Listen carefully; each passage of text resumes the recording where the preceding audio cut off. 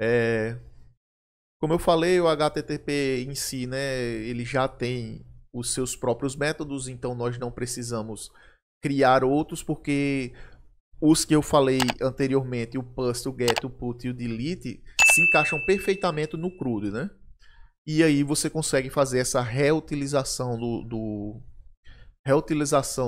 dos verbos HTTP para fazer chamadas REST mais limpas, já que você não vai ter que se preocupar com os verbos, porque os verbos já estão sendo usados pelo próprio protocolo HTTP, ele já fornece isso. E com o uso, como ele aceita o uso de hipermídias, como eu disse, ele trafega textos, né? Vários, você pode usar vários, desde uma página HTML até um texto cru, sendo que hoje em dia o mais utilizado seria o JSON, pela flexibilidade, certo? Mas até o antigo XML, que ainda é muito usado, não subestime o XML, certo? Até o XML você consegue trafegar, mas não é uma boa prática porque você, na prática, quando você vai codar, claro, né? Sempre pensem nisso. Na prática, quando você está codando, você teria que fazer se valer de algum framework para fazer o passe do XML para as classes Java. E como o JSON é um texto bem mais simples e é baseado em chave e valor, o passe é mais simples, certo? É... Outra coisa muito importante, né, é a diferenciação do hash para o RCP, certo?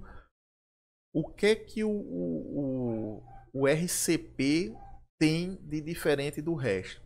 A maior diferença do RCP, que é o Remote Procedure Call, para o hash, a maior diferença deles dois é que o RCP ele se vale muito dos verbos que ele cria e não dos verbos de um protocolo ou de alguma coisa. Então, para você fazer uma chamada, você tem que se preocupar com isso.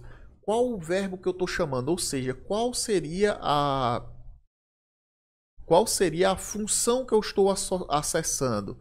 Quais são as funções que eu vou expor aqui? Alguns exemplos, eu tenho o list locations, um find locations, um get user, um add user. Isso tudo são de RCP. Já se você está falando de um hash, ele não se preocupa com isso, porque ele só tem os verbos padrões do HTTP. Ele se vale disso. Então você vai ter que se preocupar com o quê? Com os seus endpoints especificamente. Então eu vou ter um endpoint usuário, eu vou ter um endpoint documento, certo?